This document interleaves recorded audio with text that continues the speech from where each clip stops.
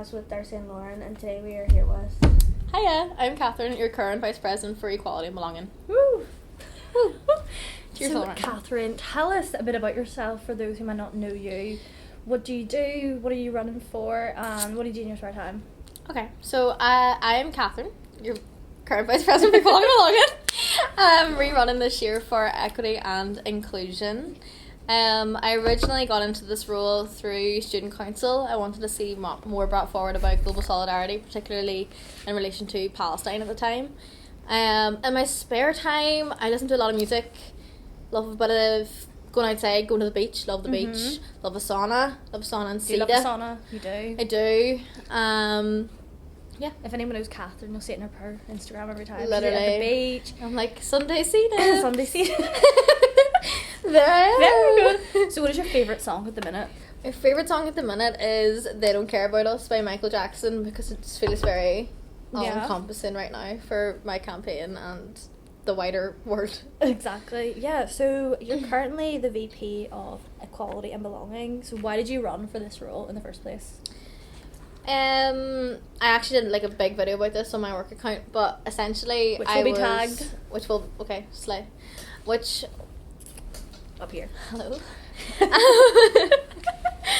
But so originally I ran because I noticed just a lack of movement on campus in relation to what was going on in the world, particularly in relation to Palestine.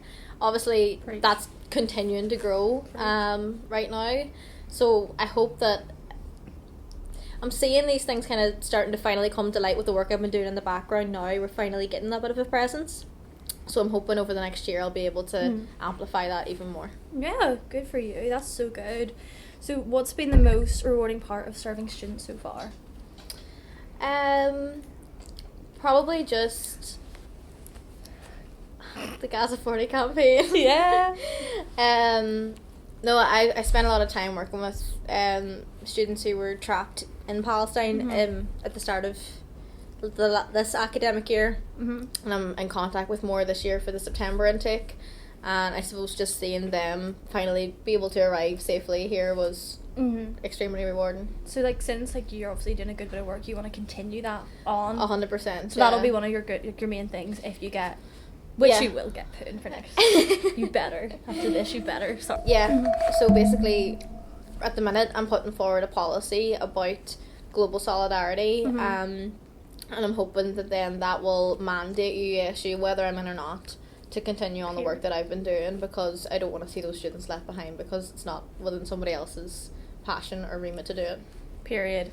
So the role evolved from equality and belonging to equity and inclusion. Why was that shift in language important to you? I think it's really important because, first of all, I think equality is a little bit outdated. I think a lot of people think equality and they think 1960s civil rights movements and things. I think in 2026 it should be expected, not an ambition. I think equity is a little bit harder to pinpoint. And also it's a lot more reasonable. I think it's really, really hard for one person to cover all of the protected characteristics equally. However, it's not as difficult to give each characteristic what exactly they need, which is what equity is about. Yeah. So I think it's really important, actually. Yeah, in simple terms, what's the difference between equality and equity for students, I guess? Equality is if you give everybody the same thing, no matter what their circumstance. Okay. Equity is if you give people what they need and take their circumstances into consideration before you give them the resources to help them along the way, so that they're all equal. Oh, I really Does like that make that. sense? I like that. Whereas equality, you could be given someone that, for example, has money, more money, and someone who has no money, the same amount of money. Yeah. So that person just gets more rich and the other person just gets a little bit Yeah. better. Whereas so kind of equity is everyone's going to be at the same level. Everyone's the same They have level. same chance. Mhm. That's quite a smart move. Who decided that? Well, there was a lot of talks about it, I think, over the last number of years. Obviously, I was consulted. Another argument that I would put forward for voting for me is that I think it's important to have both the experiences there for comparison. Yeah. So that I'll know the difference between equality and equity. We can actually figure out what's genuinely best for students. Like, what's the problem? You can work on it now since you've Exactly. had the year of experience. Vote for Catherine. Period. Period. What is your favourite type of food? My favourite type of food? Ooh, I'm just making fun spuds. now. Spuds are great. There's so many things you can do with spuds. They're just fantastic. How many what? Spuds. Spuds. And porridge. Porridge. I'll pink splash. Oh man. What's your favourite type of spud? Like, cooked? Which way? Mashed. Mashed? Pinks, specifically pinks. And I want them mashed, You like want them creamed. Do you make that With up milk and butter. home by yourself, or? Let the record show these aren't part of the questions. This is Lauren off the dome. It works though. I mean, We need to get to know these are the her. things we need to know. No. Spuds. Spuds. Okay.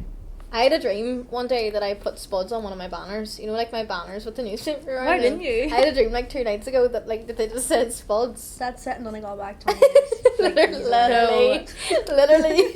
You might be the cause of, like, I don't know. This. All the stereotypes. Yeah. Despite my title. Oh, goodness. Is there anything you feel still needs more progress or attention?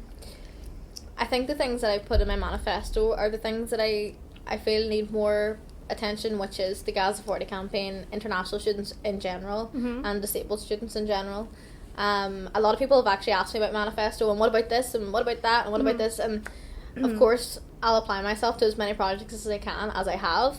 But I think the importance with the shift over from equality to equity is that giving people what they need, like who needs the most, and focusing the most attention on what's genuinely needed. I made a list the other day of like all the projects that I've worked on, and I've literally covered off every protected characteristic because they just kind of fall into your lap in this role anyway. Goodness me. Go you. But yeah, I think it's important to have like a very clear focus, and those are my top 3. So you've got a lot of experience, obviously, from working on your role this year. And how do you think that experience has shaped your leadership style? Massively. I do think that I've always been quite like, I think I've very much underestimated myself in general. I think anyone even running in the elections last year, the imposter syndrome was crazy. Like, it was crazy. And, you know, you get into the role and there's like 20,000+ students here and you're thinking, oh my god, Yeah. oh my goodness, what Do you have I find done? that, like, that comes from being a woman, or do other people struggle with that as well? I think it's definitely a feeling within the officer team in general. Everybody that I ran against last year was a woman, and there are four other candidates this year, and 3 of them are women. So I think the student representation space is very like women dominated what? Yeah. Dominated by women. Yeah. So I don't think that necessarily comes from being a woman. I think it's just, it feels like such a daunting task at the start. Yeah. But I found my leadership to be very inclusive, and once you kind of open up spaces and opportunities for students, then it's not really about leadership, it's more about uplifting. Like, Yeah. and I think particularly with my role, it's like I may not be or have the experience of being, for example, an international student. People who I don't identify with in terms of my lived experience. Yeah. But there are doors that I can open for them being in the position that I've been in. And I almost think that it's better to not have that experience, because it means that I can offer more students those opportunities. Whereas if I did have those experiences, I may feel as though, oh, I know what the crack is with this, I can handle it myself. Whereas I've allowed my leadership to be so much more inclusive as a result. Ulster has multiple campuses. How do you ensure equity, or how will you ensure equity across them all? This is actually another reason why the term equality had to change from equity, because it genuinely is impossible to give 3 campuses the exact same thing Yeah. over and over again. Like, even if you look at the likes of our refreshers fairs, like, we are supposed to have like a policy of equality, but we can't ensure that every freshers fair is going to have the same buzz. Yeah. We can't ensure every freshers fair is going to have the same number of societies, because first of all, not all campuses have the same number of societies. That's something that's completely out of our control. So I forget the question, and I think I'm rambling now. How would you ensure equity across them all? Next one. No.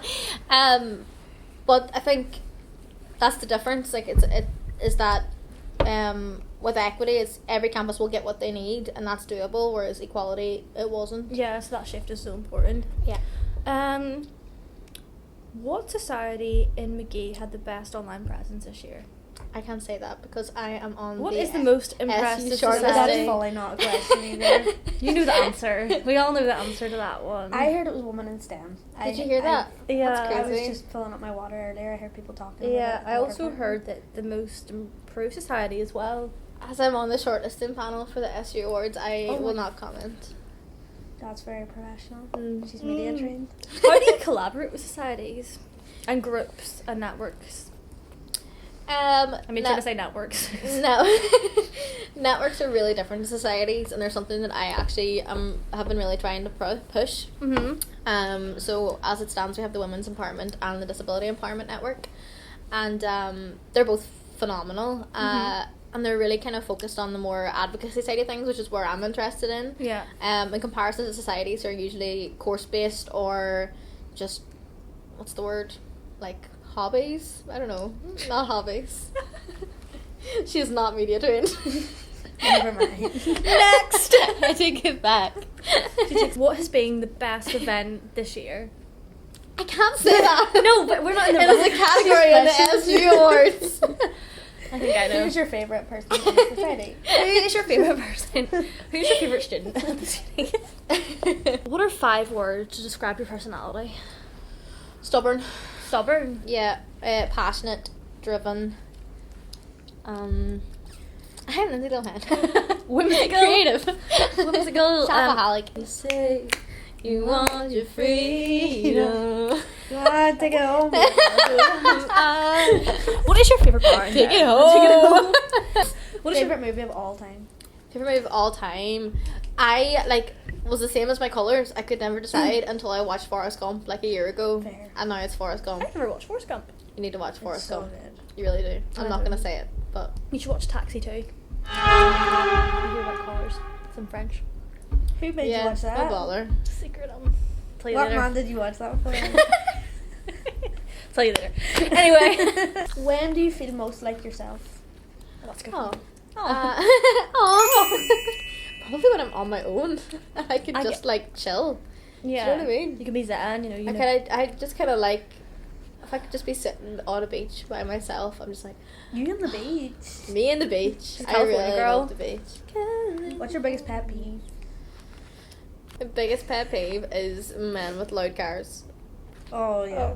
You know what I mean? But are you never like, ooh? Not Let really. me climb It inside. makes me so Boy, angry. stop! Can I come? Oh my Please? god, I love the way you're inching rounds.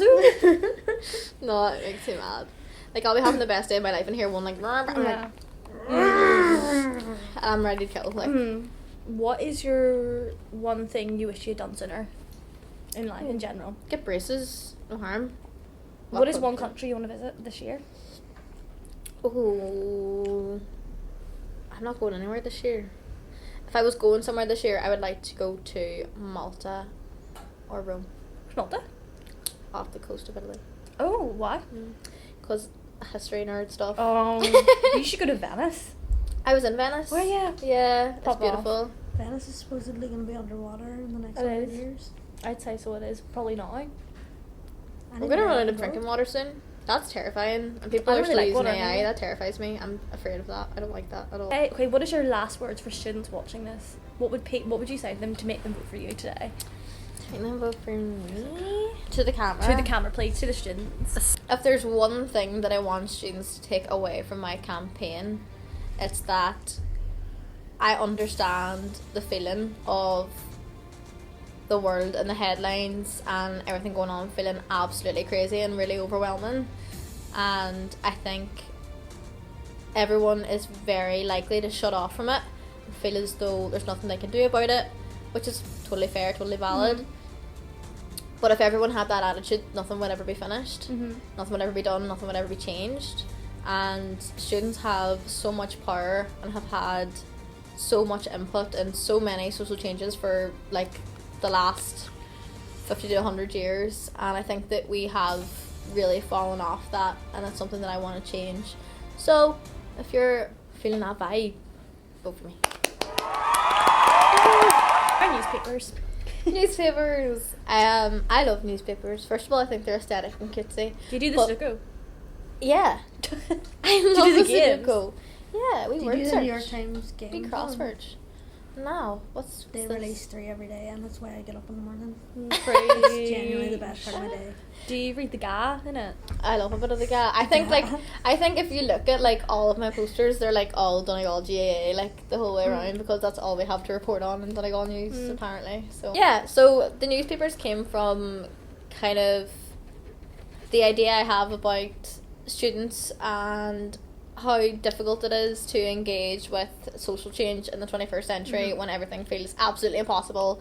Because if anyone is watching the news, if you get your little like notifications on your phone every time something horrible goes on in the world or whatever it is, it's so overwhelming. Like, it's a lot. There's a lot happening. It's all bad. But yeah, I think it's just something that's really overwhelming, and it's something that I have blamed for like that feeling of apathy that I think a lot of people, including students, experience.